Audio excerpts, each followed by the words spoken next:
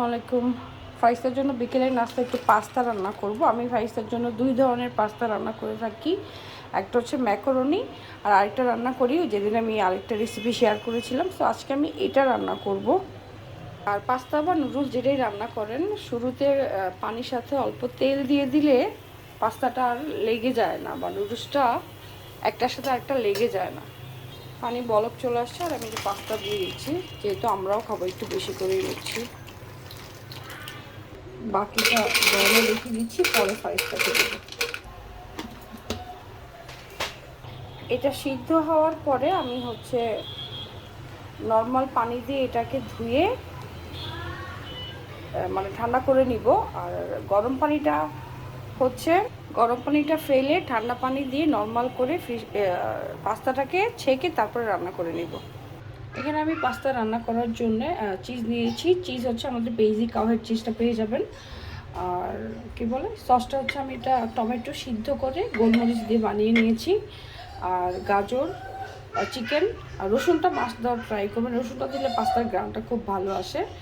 এই তো এগুলো দিয়ে এখন আমি রান্না করে নিব। আর সবজি আপনি আপনার ইচ্ছা মতো অ্যাড করে নিতে পারবেন, অ্যাজ লাইক যেভাবে নুডলস রান্না করা হয় পাস্তাও সেম। আর যে পাস্তাটা ঝরঝরা হয়েছে না, কারণ আমি ওই যে তেল দিয়েছিলাম গরম পানির মধ্যে। আর এটা হচ্ছে সিদ্ধ হওয়ার পরে ঠান্ডা পানি দিয়ে ধুয়ে নিলে একটার সাথে আরেকটা লাগে না, এই যে আলাদা থাকে। পাস্তা রান্না করার জন্য আমি ঘি দিয়ে নিচ্ছি। আপনারা চাইলে বাটার বা তেল, যার কাছে যেটা অ্যাভেলেবেল সেটা ইউজ করতে পারেন। ঘি দেওয়ার সাথে সাথে আমি রসুনটা দিয়ে দিচ্ছি। রসুনটা আগে দিলে স্মেলটা ভালো আসে। পেঁয়াজটা দিয়ে দিচ্ছি। হালকা গোল্ডেন কালার ভাজা হয়ে গেলে চিকেনগুলো দিয়ে দিব। সামান্য গোলমরিচ দিব। গোলমরিচ কিন্তু বাচ্চাদের খাওয়ানো যায়, 8 মাস পর থেকে গোলমরিচ দেওয়া যায় বাচ্চাদের রান্নায়। আর এই পাস্তাটা হচ্ছে 1 বছর থেকে যে কোনো বয়সী বাচ্চাদের জন্য। এখন আমি গাজরটা দিয়ে দিচ্ছি। মরিচটা জাস্ট ফ্লেভারের জন্য এক টুকরা কাঁচামরিচ দিয়ে দিলাম।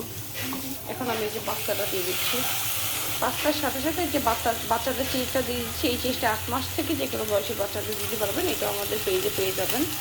এই যে আমি আমার টমেটো সসটা দিয়ে দিব। লবণ দিয়ে নিব স্বাদ মতো। যেহেতু 1 বছর বাচ্চাদের জন্য পাস্তা, এটা অবশ্যই লবণ অ্যাড করা যেতে পারে।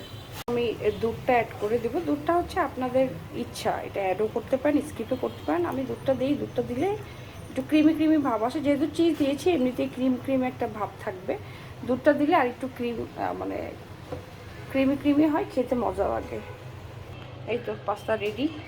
তো বিকেলের নাস্তায় আপনারা এই পাস্তাটা বাচ্চাদের নাস্তায় অ্যাড করতে পারেন। 1 বছর প্লাস বাচ্চাদের জন্য এই পাস্তাটা অর্ডার করতে আমাদের পেজে মেসেজ করতে পারেন। আমি হোয়াটসঅ্যাপ আর ইমো নাম্বার দিয়ে দিব, চাইলে ওখানেও মেসেজ করে অর্ডার করে নিতে পারেন।